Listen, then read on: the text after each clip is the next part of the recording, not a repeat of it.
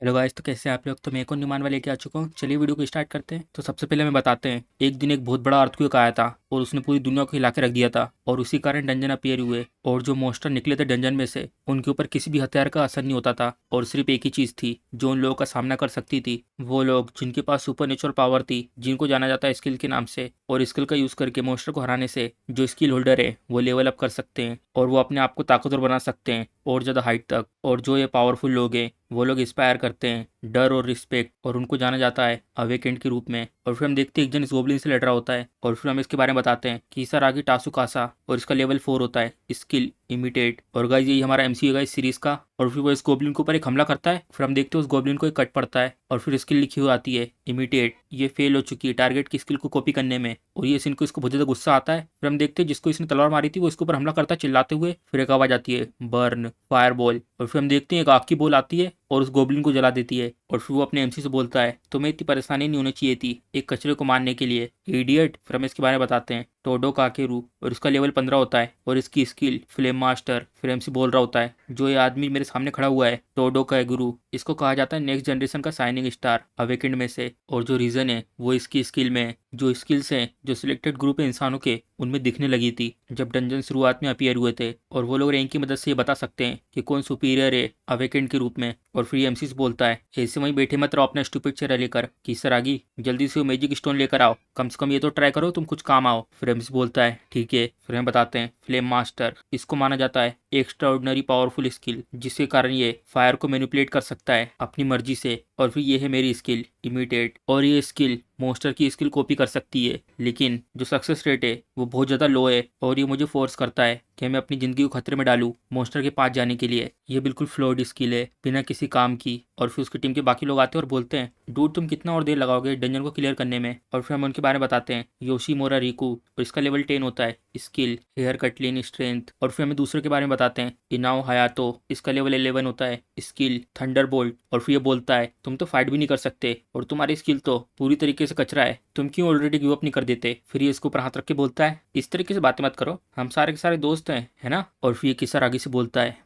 मतलब अपने एमसी से कम ट्राई तो करो तुम्हारी इस कचरे वाली स्किल से बड़े भाई। जो रीज़न था जिसके कारण मैं एडवेंचरर बनाऊं वो इसलिए कि मैं अपनी छोटी बहन को क्योर कर सकूं कि सरागी मायू मेरी सिर्फ एक फैमिली, और जो इसको बीमारी है जिसको वो सेती आई है जब से वो पैदा हुई है द एलिक्सर, एक ओमनीपोटेंट मेडिसन जो किसी भी बीमारी को ठीक कर सकता है। जब तक मैं उसे पानी लेता मैं अफोर्ड नहीं कर सकता कि मैं गिव अप करूं एक एडवेंचरर होना। और फिर बाकी लोग बोलते हैं तो हमारा क्या टारगेट होने वाला है आज के लिए, कि हम लोग बॉस रूम में नहीं जा रहे। फिर ये बोलता है हमारा टारगेट है मोस्टर डेन, हम लोग वहाँ का सारा ट्रेजर लूट लेंगे अपने लिए। फिर हम देखते हैं इस जगह से एक आग जारी होती है और फिर हम देखते हैं ये होता है और चिल्ला चिल्ला के बोल रहा होता है लो चखो मेरे फ्लेम का स्वाद तुम डेम गोबलिन। और फिर हम देखते हैं मैसेज आता है टोडो केगेरू लेवल 15 से लेवल 16 हो चुका उसका। और फिर वो बोलता है भले वो लोग गोबलिन है लेकिन मैं फिर भी लेवल अप कर पा रहा हूँ, अगर मैं काफ़ी गोबलिन मार देता हूँ तो फिर किस तरह की उसे दिखता है शिट सिर्फ एक ही तरीका है लेवल अप करने का, वो है मोस्टर को मारना। लेकिन मैं मुश्किल से एक को ही हरा पाता हूँ वो भी अपने आप। भले मैंने पार्टी को ज्वाइन कर लिया है, जो टोडो हैं और बाकी लोग हैं वो लोग उन सबको मार देते हैं जिससे मुझे कोई भी एक्सपीरियंस नहीं मिलता। अगर ये ऐसे होने वाला है तो इनके साथ यहाँ पर आना वो तो बिल्कुल पॉइंटलेस है। और फिर हम देखते हैं ये लोग यहाँ पर आ चुके होते हैं और हर जगह खजाना पड़ा होता है। वाओ इतना सारा, ये तो बहुत सारा खजाना है। और फिर हम देखते हैं वो साइड में होता है अपनी स्किल का यूज़ करता है और एक धमाका होता है वहाँ पर। और फिर हमें एक गेट दिखाते हैं और फिर वो लोग बोलते हैं मुझे तो विश्वास ही नहीं हो रहा, यहाँ पे तो सच में एक बोनस रूम है। फिर हमें बताते हैं बोनस रूम ये आमतौर पर भरे होते हैं बहुत सारे वैल्यूबल और पावरफुल आइटम से, लेकिन दूसरी तरफ ये भरे होते हैं बहुत सारे ट्रैप से। अगर तुम ऐसी किसी ट्रिप में चले गए तो तुम अचानक से ही मारे जाओगे। फिर हम देखते हैं लोग यहाँ पे खड़े होते हैं और किस तरह की दूर खड़ा होता है और वो लोग आपस में बात कर रहे होते हैं ट्रिप के बारे में क्या करेंगे टोडो। फिर ये बोलता है कोई दिक्कत नहीं है मेरे पास एक आइडिया है। फिर वो किस तरह के पास आता है और उसको एक मुक्का मारता है और उस मुक्के के कारण वो जमीन पे गिर जाता है। और फिर वो बोलता है मुझे माफ करना है इसके लिए किसरागी। फिर उसकी गर्दन पकड़ के ऊपर उठा देता है तुम जा रहे हो हम सब के लिए मरने। फिर किसरागी बोलता है ये क्या कह रहे हो तुम, और पीछे ये लोग भी हैरान होकर बोलते हैं जे रुको तुम किसरागी को यूज करोगे ट्रैप को ट्रिगर करने के लिए। फिर ये दूसरा लड़का बोलता है अपने क्लासमेट को गिनी पिग की तरह यूज करना, ये बहुत ज्यादा डार्क है टोडो। फिर ये बोलता है डार्क, क्या तुम लोग सीरियस हो, मैंने बस एक तरीका ढूंढा है एक बिना किसी काम के कचरे को रिसाइकल करने का। फिर हम देखते हैं वो लोग उसको पकड़ लेते हैं और दरवाजे के सामने होते हैं और फिर वो लात मार के इसको दरवाजे के अंदर भेज देता है तुम्हारा शुक्रिया हमारी मदद करने के लिए, चलो फिर से मिलेंगे अगर तुम सर्वाइव कर जाते हो तो किसरागी। फिर ये भी बोलता है जाओ और टट्टी खाओ कमीनो डेमिट। फिर अचानक से एक रोशनी आती है और फिर अपना हाथ सामने लाता है, बहुत तेज रोशनी आ रही होती है और फिर अचानक से वो रोशनी चली जाती है। फिर ये अपनी आँख खोलता है, फिर हम देखते हैं वो इस जगह पहुंच जाता है। क्या ये कौन सी जगह है? फिर वो सामने की तरफ देखता है और एक बहुत तेज आवाज आती है। हर डंजन की अपनी एक रैंक होती है, बिगिनर, इंटरमीडिएट, एडवांस, हेरोइक और एक आखिरी रैंक जिसको किसी ने भी कॉन्कर नहीं करा है पहले, मिथिक। फिर हम इस मोस्टर के बारे में बताते हैं। गॉड ईटर फेनरिर, इसका लेवल 80 होता है। Skill question mark. और फिर किस तरह की बोलता है, ये पक्का मजाक होगा है ना? क्या इस जगह पे सीरियसली एक मिथिक रैंक का डंजन है? और फिर वो हंसने लगता है। तुम ये कह रहे हो कि एक लो रैंक के डंजन के अंदर एक ट्रैप है और वो मुझे यहाँ लेकर आया है? ये कहीं से भी फनी नहीं है। और फिर वो उठता है, अपनी मुट्ठी टाइट बांधता है, लेकिन मैं मना करता हूँ। मेरे पेरेंट्स अचानक से एक दिन मारे गए और सिर्फ मायू है जो मेरी आखिरी फैमिली बची है। मायू के लिए मैं रिफ्यूज करता हूँ इस जगह पे मरना।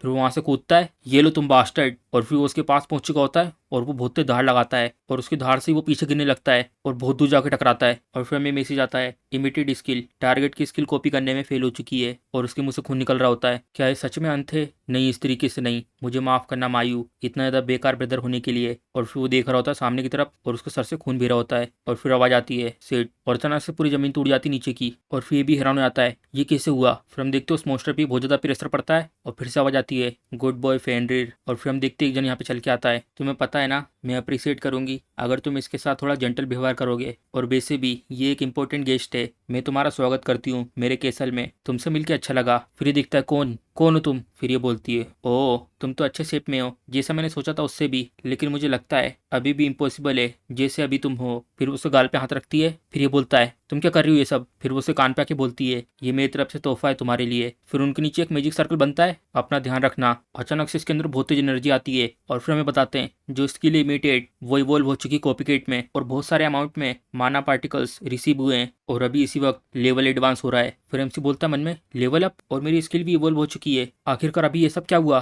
फिर ये देखती है और उससे बोलती है, चलो फिर अब मैं यहाँ से जा रही हूँ। और फिर वो जा रही होती है। फिर किस तरह की उससे बोलता है, प्लीज जरा रुको, क्या तुम मुझे ये सब बता सकती हो अभी ये सब क्या हुआ? फिर ये जाते वक्त बोलती है, अपनी नई पावर को यूज करो इसको हराने के लिए। एक बार तुम ये कर देते हो फिर तुम इस मिथिक रैंक के डंजन से निकलने में कामयाब हो सकते हो, ट्रिकस्टर। और फिर हंसते हुए वहां से निकल जाती है। और फिर एमसी मुश्किल से खड़ा हो रहा होता है और फिर वो मोस्टर बहुत तेज चिल्लाते हुए आता है, क्या तुम मेरे साथ मजाक कर रहे हो? ऐसा हो ही नहीं सकता कि मैं इस तरीके के मोस्टर के सामने जीत जाऊं। फिर वो अपने पंजे से हमला करता है और वो अपनी तलवार से रोकता है और फिर उसकी स्किल एक्टिवेट हो जाती है और ये भी हैरान हो जाता है। हाँ, फिर हम देखते हैं टारगेट गॉड ईटर, उसकी स्किल कॉपी हो चुकी है। फिर किसरा की बोलता है, आखिर में कैसे लड़ूं ऐसे मोस्टर से? फिर हम देखते दोनों आमने सामने खड़े होते हैं। फिर एमसी को कुछ दिखता है। हाँ, फिर हम देखते हैं गॉड ईटर की स्किल सक्सेसफुली कॉपी हो चुकी है। फिर वो बोलता है, क्या मैंने कॉपी कर ली फेनरिर की स्किल? और फिर हमें दिखाते हैं स्किल हेवनली ऑथोरिटी और इसका इफेक्ट ये यूजर की बॉडी को एनवेलप्स कर देगा गॉड्स की पावर से, जिससे उसकी फिजिकल एबिलिटी उसकी लिमिट तक पहुंच जाएगी और ये 1 मिनट तक रहेगा। फिर किस तरह की बोलता है, अगर मैंने इस स्किल को यूज कर लिया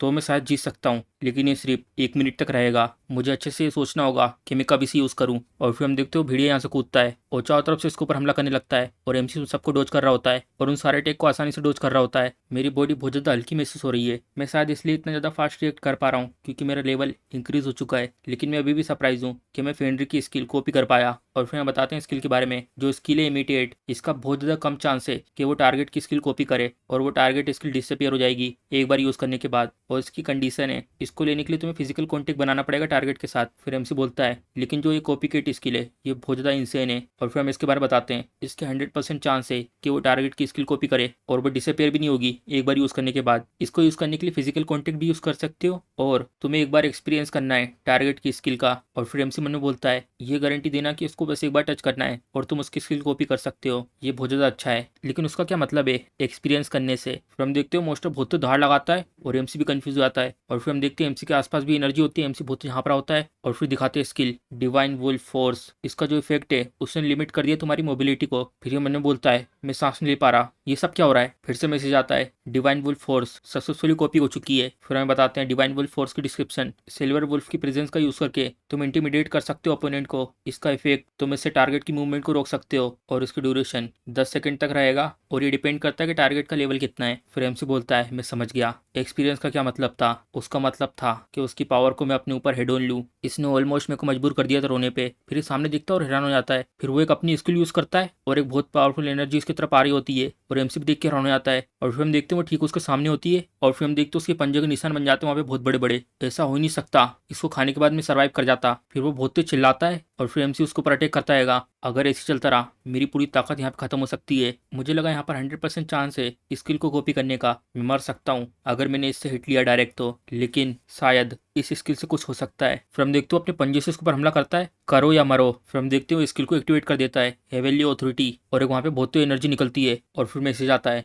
स्किल वेनार ग्रैंड सक्सेसफुली कॉपी हो चुकी है, जो टारगेट की स्किल है। और इस समय एमसी बहुत ज्यादा बेडस लग रहा होता है, उसके चारों ओर एनर्जी होती है और वो उसकी तरफ चल के आ रहा होता है तलवार लेकर, और उसकी तरफ देखता है और फिर एक मैसेज आता है अब सिर्फ 60 सेकंड बचे हुए हैं। और फिर वो अपनी तलवार ऊपर करता है और उस तलवार में से बहुत सारी ब्लैक एनर्जी निकल रही होती है, और वो अपना पैर साइड में करता है और एक बहुत पावरफुल स्लेश मारता है वेनार ग्रैंड, और वो स्लेश उस बुल्फ की तरफ जा रहा होता है और सीधा उसके मुंह से टकराता है। हेवनली ऑथोरिटीज 50 सेकंड बचे हैं। फिर वो यहाँ से कूदता है और फिर उन्हें बोलता है तो ये है हेवनली ऑथोरिटी, मैं पावर से पूरा भरा हुआ हूँ, अब इसकी मदद से अब मैं। फिर हम देखते हैं वुल्फ चिल्लाता है और सीधा एमसी उसके मुंह पे लात मारता है जीत सकता हूँ, और वो वुल्फ जाके नीचे टकराता है जमीन पे। हेवनली ऑथोरिटीज 30 सेकंड बचे हैं और फिर वो आगे बढ़ रहा होता है और मन में सोचता है अब मेरे पास सिर्फ 30 सेकंड बचे हैं, इसका इफेक्ट जल्दी खत्म हो जाएगा। और फिर उसको ऊपर हमला कर रहा होता है, 20 सेकंड बाकी है और उनके बीच में एक एनर्जी बनती है, मुझे इसे हराना होगा टाइम खत्म होने से पहले। फिर वो पीछे हटता है, मैं इसे बहुत बुरी तरीके से पीटूंगा वेन ग्रेड की मदद से। फिर हम देखते दोनों अपनी स्किल यूज करते हैं वेनार ग्रेड, और उन दोनों स्किल के बीच में एक रोशनी उठती है और फिर हम देखते हैं एमसी की स्किल टूट जाती है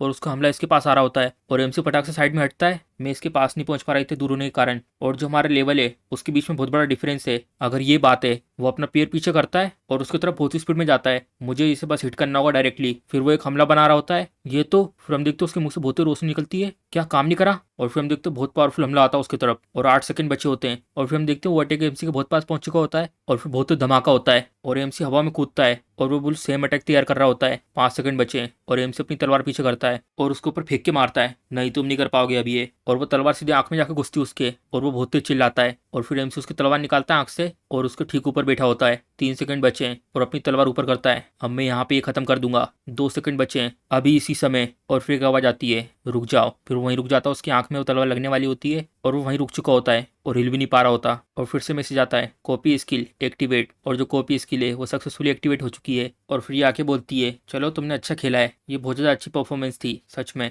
और फिर वो अपनी चुटकी बजाती है, जो लड़ाई थी वो खत्म हो चुकी है, अब मुझे ऐसा लगता है हमें पीसफुल टी पार्टी करनी चाहिए। फिर एमसी खड़ा होकर बोलता है आखिर तुम कौन हो एग्जैक्टली, और ये सब तुम कर रही थी। फिर ये बोलती है हाँ शायद टाइम बिताने के लिए, मुझे ऐसा लगता है जो एडवेंचरस हैं वो बहुत ज़्यादा मुश्किल है कि वो यहाँ पर आए, अगर वो फेंड्री से मिलते हैं तो वो उन्हें वहीं मार देता है, इसलिए मैंने कभी भी एक्सपेक्ट किया ही नहीं था कि तुम्हारे जैसे किसी से मेरा एनकाउंटर होगा। फिर ये भी कंफ्यूज हो जाता है, फिर वो सामने बढ़ती है क्या तुम सुनोगे मेरी रिक्वेस्ट। फिर एमसी बोलता है रिक्वेस्ट। फिर वो उसके पास आके बोलती है तुम्हें पता है मैं एक्सपीरियंस करना चाहती हूँ बाहर की दुनिया को खुद से। फिर एमसी हैरान हो जाता है हाँ। फिर ये बोलती है जो बाहर की दुनिया है वहाँ पे बहुत कम अमाउंट में माना है, इसलिए वहाँ पे फ्रीली घूम नहीं सकती ऐसे, इसलिए मैं तुम्हारे साथ कोऑपरेशन करना चाहती हूँ। फिर ये बोलता है ठीक है। फिर ये हैरान हो जाती है हाँ मैंने सोचा नहीं था कि तुम इतनी जल्दी आंसर दे दोगे, और हंस रही होती है। और फिर हमें बताते हैं यहाँ पे अभी भी बहुत सारी चीज़ें हैं और मैं अभी के लिए इसके ऊपर भरोसा नहीं कर सकता पूरी तरीके से, लेकिन इसी की मदद से जो मेरे जैसा कमज़ोर है वो फेंड्रियर के सामने खड़ा हो पाया, मुझे ऐसी फीलिंग आ रही है अगर मैंने उसे मदद करी तो ये मेरे लिए ही अच्छा होगा। फिर किसरागी बोलता है तो तुम देखना चाहती हो बाहर की दुनिया, लेकिन वो एग्जैक्टली तुम करोगे कैसे। फिर हम देखते हैं अचानक से किसरागी को चक्कर आते हैं हाँ, और वो ठीक उसके ऊपर गिर जाता है। और फिर ये बोलती है ऐसा लगता है तुमने अपनी बहुत ज़्यादा ताकत को यूज़ कर लिया है, मैं ब्लेम नहीं करती तुमको इसके लिए। फिर ये बोलता है तुम्हारा नाम क्या है। फिर ये बोलती है मेरा नाम लोकी है, मुझे इंतजार रहेगा कि मैं तुम्हारे साथ काम करूं।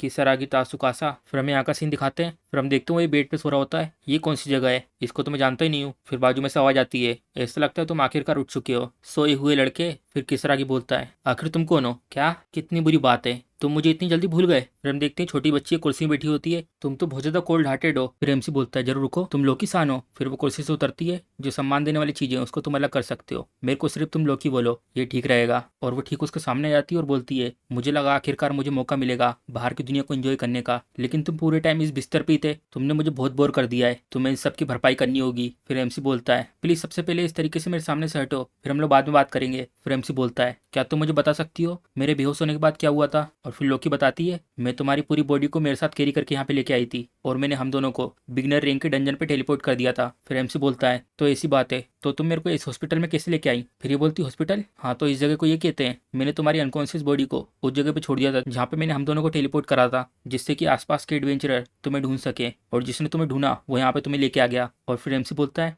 अगर तुम टेलीपोर्ट कर सकती हो तो तुम अभी तक बाहर क्यों नहीं गई? फिर वो बोलती है क्योंकि मैं गॉड हूँ, मेरी ट्रू फॉर्म को मेंटेन करने के लिए इसके लिए बहुत ज़्यादा अमाउंट में माना लगता है और ये रील में बहुत ज़्यादा कम अमाउंट में माना है, इसलिए मैं अपनी इस इमेच्योर फॉर्म को मैनिफेस्ट कर सकती हूँ और मैं आराम से इस फॉर्म में इधर उधर जा सकती हूँ। फिर एमसी बोलता है मुझे लगता नहीं तुम्हें कोई भी पुलिस के पास ले जाएगा प्रोटेक्शन के लिए। फिर वो उसके सर पे हाथ मारती है, बदतमीज। फिर एमसी बोलता है लेकिन सबसे ज़्यादा जरूरी चीज़ है, तुमने मेरी मदद क्यों करी? फिर लोकी बोलती है क्योंकि मैं चाहती थी तुम्हारा कोऑपरेशन। नहीं, डिटेल की बातें बात के लिए छोड़ते हैं। फिर एमसी भी कंफ्यूज हो जाता है और फिर वो अपनी चुटकी बजाती है, तुम कहाँ जा रही हो? फिर ये बोलती है मेरी आदत खराब नहीं है कि मैं ऐसे तुम्हारी फैमिली के सामने आ जाऊं, अगली बार टासू कासा। फिर वो वहां से गायब हो जाती है। फिर बाजू में सब आ जाती है, नहीं ऐसा नहीं हो सकता। फिर हम देखते हैं उसकी बहन खड़ी होती है और बोलती है टासू कासा। फिर एमसी बोलता मायू और वो भगते हुए आती है, उसको गले लगाती है, टासू कासा तुम बिग डमी, तुम पूरे वीक से कोमा में थे और डॉक्टर ने ये भी कह दिया था कि तुम कभी भी नहीं उठोगे। फिर एमसी बोलता है वीक? मुझे नहीं लगा कि मैं इतनी देर से सोया हुआ हूँ, मुझे माफ करना कि मैंने तुम्हें चिंता में डाला। फिर वो रो रही होती है और बोलती है मुझे बहुत ज़्यादा खुशी है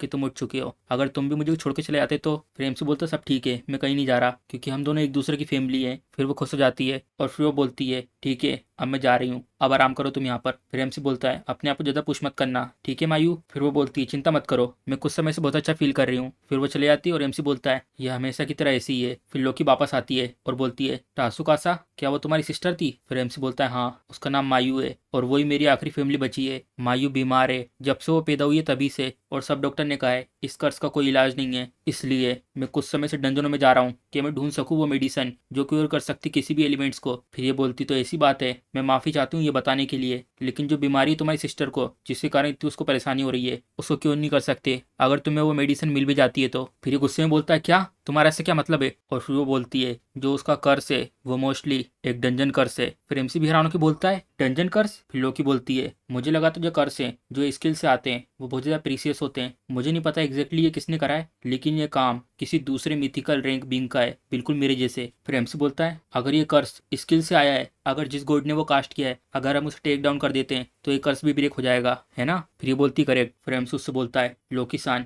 नहीं लोकी। फिर वो उसकी तरफ देखती है, मैं हराऊंगा उस गॉड को जिसने उसको कर्ज किया है और मैं क्यूर करूंगा मायू को, क्या तुम मेरी मदद करोगी इसमें? फिर वो भी करती है। फिर वो वहाँ से उठती है, बहुत अच्छे, मैं तुम्हारी इस समय मदद करूंगी, मैं भी थोड़ी क्यूरियस हूँ, मुझे भी पता करना है आखिर वो कौन है जिसने कर्ज किया है। फिर एमसी बोलता है तुम्हारा शुक्रिया। फिर ये बोलती है चलो ये सब डिसाइड हो गया है तो हम लोगों को हर दिन डंजन में जाना है और वहाँ पे जाकर ट्रेनिंग करनी है, तुम्हें बहुत ज़्यादा एक्सपीरियंस की जरूरत हैगी अगर तुम्हें चैलेंज करना है एक मिथिकल रैंक को। फिर एमसी हैरान होकर बोलता है मैं भी ये सब करना चाहता हूँ लेकिन तब भी मुझे स्कूल जाना पड़ेगा। फिर वो बोलती है स्कूल आखिर ये क्या है? फिर हमें बताते हैं जितने भी स्टूडेंट हैं टेन गेट्सू अकेडमी के और जो स्कूल में अटेंड करता हूँ उसमें सारे के सारे वीकेंड लोग हैं और ये स्कूल उनके लिए जो लोग एम करते हैं एडवेंचरर बनने के लिए, चलो वैसे भी। और फिर एमसी उससे बोलता है अब हम लोग टीम है लोकी। फिर वो बोलती है तुमने सही कहा, मैं भी इंतजार कर रही हूँ तुम्हारे कोऑपरेशन का। तो इसी के साथ हमारा एपिसोड खत्म हो जाता है। अगर आपको वीडियो पसंद आई तो वीडियो को लाइक, चैनल को सब्सक्राइब करना मत भूलिएगा। चलो मिलते हैं अगले एपिसोड में।